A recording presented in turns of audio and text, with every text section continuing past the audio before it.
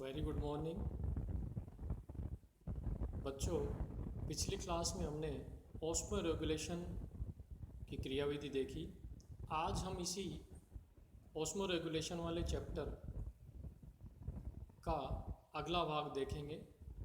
Second part में इसके अंदर दिया हुआ है मेम्ब्रेन परमेबिलिटी, झिल्ली पारगम्यता। हम लोगों ने बीएससी पार्ट फर्स्ट ईयर में गत वर्ष पढ़ा है। कोशिका झिल्ली की डिटेल संरचना के बारे में हमने देखा है। कोशिका झिल्ली लाइपोप्रोटीनेसिस होती है, अर्थात लिपिड व प्रोटीन से बनी होती है।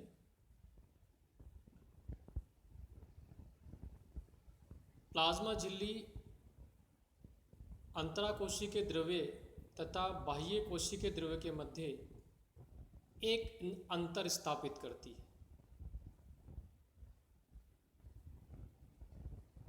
अर्थात प्लाज्मा झिल्ली कोशिका के भीतर से बाहर तथा बाहर से भीतर की ओर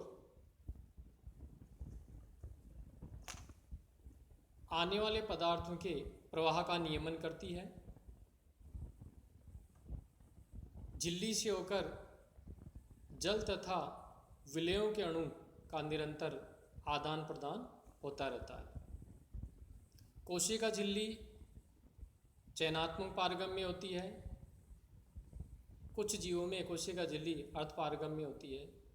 चयनात्मक पारगम्य इसलिए कहते हैं अपन इसको, क्योंकि इसमें से होकर कुछ पदार्थ जैसे ऑक्सीजन, कार्बन डाइऑक्साइड, जल मुक्त रूप से गुजर सकते हैं। इसके अतिरिक्त अन्य पदार्थ जैसे सोडियम आयंस, प्रोटीन्स, पॉलीसैकेराइड्स ये अत्यंत कठिनाई से गुजरते हैं या फिर ये बिल्कुल भी इनसे इनका अभिगमन नहीं होता है।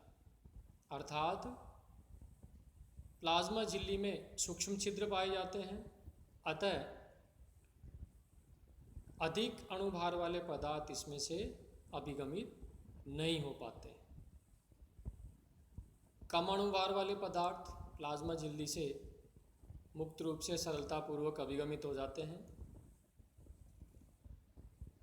प्लाज्मा झिल्ली की पारगम्यता पोटेशियम आयन की सांद्रता पर भी निर्भर करती है। तो आज हम इस लेक्चर में झिल्ली पारगम्यता की अनेक विधियां पढ़ेंगे। झिल्ली पारगम्यता की विधियों में नंबर 1 जो विधि है वो है निष्क्रिय अभिगमन।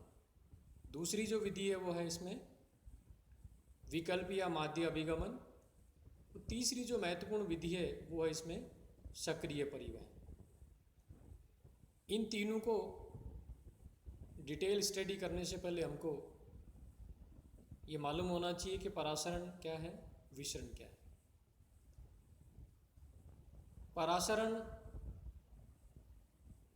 हमने पिछली क्लासेज में भी पढ़ा है। सभी जीवों की प्लाज्मा झिल्ली कोशिका की प्लाज्मा झिल्ली में जल महत्वपूर्ण विलायक के रूप में होता है और इसमें अनेक पदार्थ गुलित अवस्था में रहते हैं। इसलिए हम इसको परिभाषित करेंगे परासरण को कि जल के अणु का कम सांद्रता से प्लाज्मा झिल्ली के माध्यम से अधिक सांद्रता के विलयन की ओर अभिगमन होता है, तो यह परासरण कहलाता है। परासरण को आगे मुख्यतया 2 भागों में इसको विभक्त किया गया है, अंतःपरासरण व बाह्य परासरण। अंतःपरासरण किसे कहेंगे अपन और बाह्य परासरण किसे कहेंगे? तो अंतःपरासरण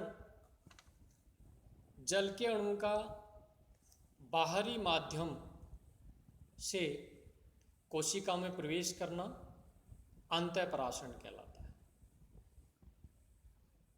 इस क्रिया के दौरान जल के अणु निरंतर बाह्य माध्यम से कोशिका के आंतरिक भाग में कोशिका द्रव्य में प्रवेश करते रहते हैं, जिससे इसमें कोशिका झिल्ली के साइज में वृद्धि हो जाती है और एक सीमा तक ये फूल जाती है, क्योंकि कोशिका झिल्ली प्रत्यास्थ होती है।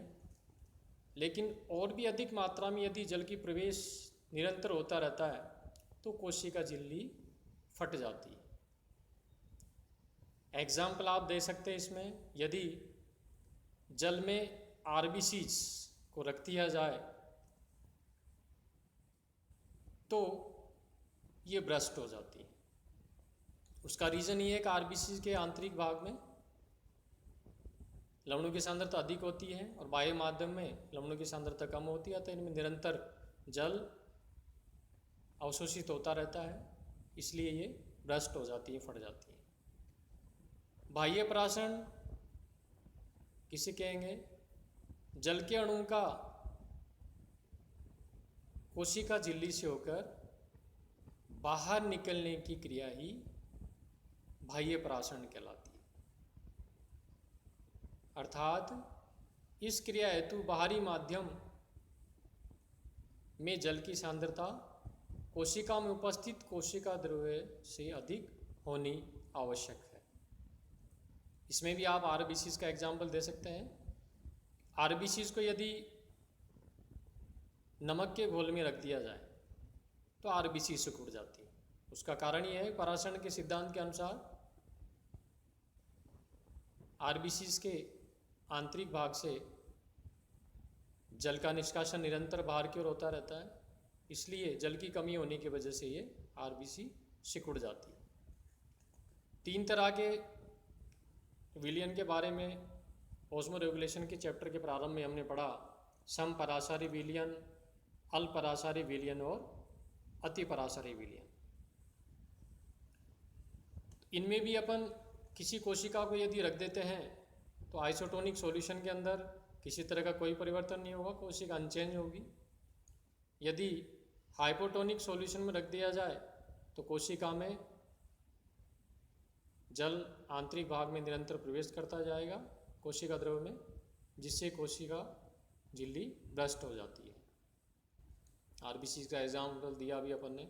हाइपरटोनिक सॉल्यूशन जिसमें लवणों की सांद्रता अत्यधिक होती है, यदि कोशिका एक हाइपोटोनिक सॉल्यूशन में रख दिया जाए तो कोशिका श्रिंक हो जाती है, सिकुड़ जाती है। उसका कारण ये है कि इसमें बाह्य परासरण की क्रिया होगी और निरंतर जल की हानि कोशिका द्रव्य से होती रहती है। अब हम इसकी अभिगमन की विधि देखेंगे। सबसे पहले जो विधि है वो है निष्क्रिय अभिगमन। निष्क्रिय अभिगमन विसरण के सिद्धांत पर कार्य करती है। विसरण किसे कहेंगे? उच्च सांद्रता से कोशिका झिल्ली के द्वारा होकर निम्न सांद्रता की ओर यदि पदार्थों का अभिगमन होता है तो वो विसरण कहलाती है।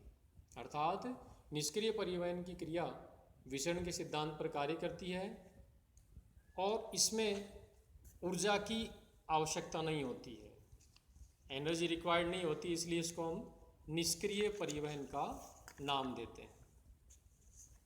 निष्क्रिय परिवहन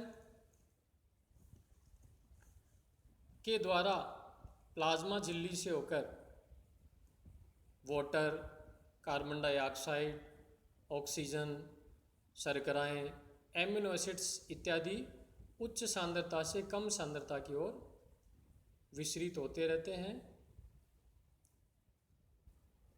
अधिकांशतः ये देखा गया है कई वैज्ञानिकों ने प्रयोग करके कि अणु जितना छोटा होता है या लिपिड में जितना घुलनशील होगा उतना ही अधिक सरलता से कोशिका झिल्ली में से आ जा सकता है, अभिगमित हो सकता है। अर्थात विसरण की क्रिया में कोशिका कला प्लाज्मा झिल्ली एक अवरोध स्तर के रूप में कार्य करती है। इसका एक डायग्राम भी आप इसमें दिया हुआ है, आप देखें। इसमें डायग्राम को मैं दिखाता हूँ आपको।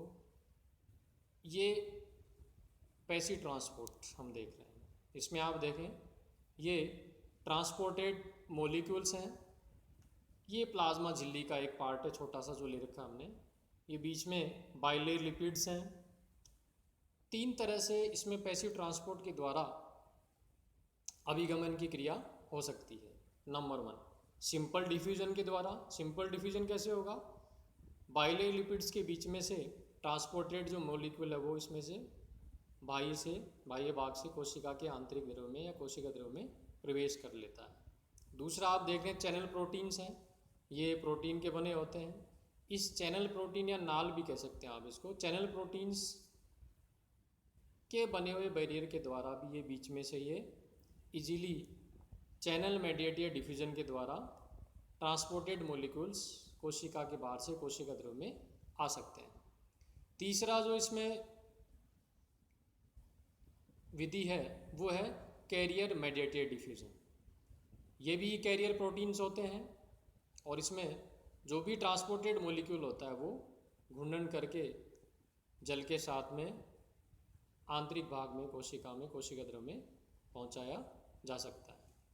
तो ये निष्क्रिय परिवहन की क्रियाविधि आपने देखी इसमें। दूसरी जो विधि है इसके अंदर वो है विकल्पीय माध्य अभिगमन, फैकल्टेटिव या mediate transport. Facultative mediate transport ये हमारे सिलेबस में सक्रिय निष्क्रिय परिवहन दिया हुआ है, लेकिन इसके बीच में एक ये भी दिया है। कई ऐसे पदार्थ होते हैं, ऐसे विलायक होते हैं जिनका अभिगमन कोशिका झिल्ली के द्वारा निष्क्रिय व सक्रिय परिवहन की क्रिया के द्वारा नहीं होता है। अतः इस प्रकार के अभिगमन की आवश्यकता वहाँ पर पड़ती है। तो कोशिका झिल्ली से अनेक ऐसे पदार्थ हैं जो मुक्त रूप से विसरित या अभिगमित नहीं हो सकते। अतः इन पदार्थों को कोशिका के बाहर या भीतर कोशिका झिल्ली के द्वारा प्रवेश कराने हेतु एक चालक बल की आवश्यकता होती है, जो इन पदार्थों व कोशिका झिल्ली के घटकों के मध्य पारस्परिक क्रियाओं द्वारा उत्पन्न होता है। विकल्पीय माध्य अभिगमन द्वारा पदार्थों का अभिगमन के लिए दो महत्वपूर्ण बिंदु इसमें देखे जाते हैं। एक तो इसमें वाहक कैरियर्स, तो विभिन्न पदार्थों के अणुओं के अभिगमन में जो कोशिका कला के घटक सहायता करते हैं अथवा भाग लेते हैं वे वाहक कहलाते हैं, कैरियर्स कहलाते हैं। इनकी नेचर प्रोटीन होती है और ये इनका कार्य होता है कि पदार्थ के अणुओं को एक ओर से दूसरी ओर जल विरागी छिद्रों से होकर पहुंचाते हैं या ऐसे चैनल्स बनाते हैं जिनसे होकर पदार्थ अभिगमित होता रहता है। इसके दो महत्वपूर्ण बिंदु हैं। नंबर 1, प्रवेश करने वाले पदार्थ का वाहक को आइडेंटिफाई करना। दूसरा, आइडेंटिफाई होने के बाद में इसको रिकॉग्नाइज करने के बाद में इसका बंधन बनाना, बाइंडिंग करना इसके साथ में। और ये दोनों क्रियाएं जो हैं वो कोशिका झिल्ली की एक ओर होती रहती है।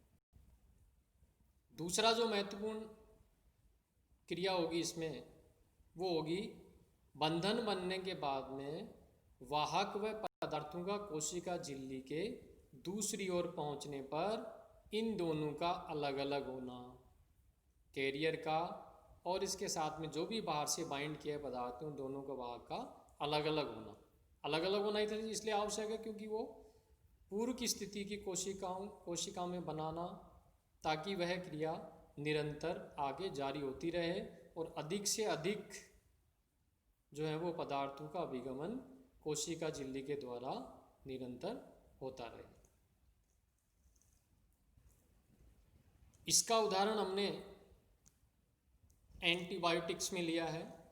एंटीबायोटिक्स 2 यहाँ पर आप देखेंगे प्रतिजैविक औषधियाँ हैं, वैलिनोमाइसिन व ग्रेमिसिडीन।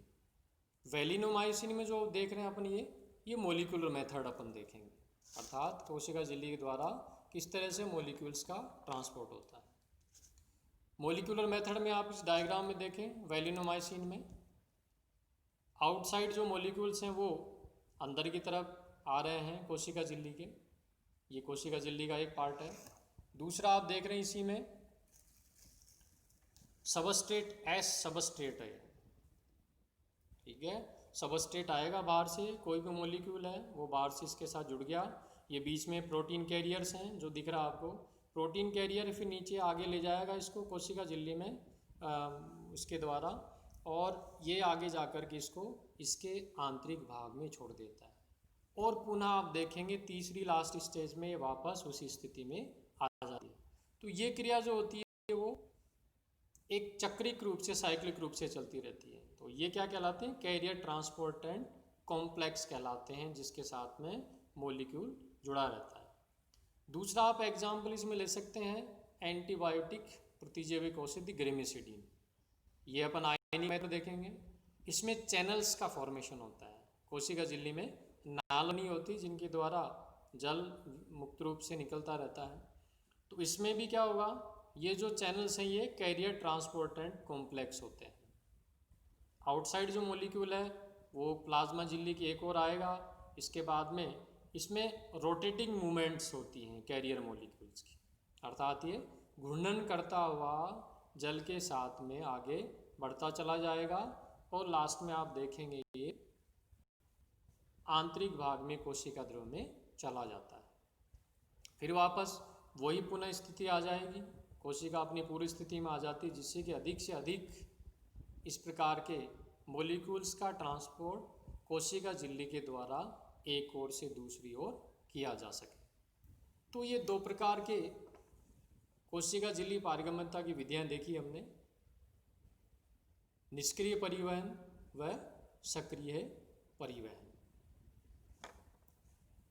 तीसरी जो विधि है सक्रिय परिवहन,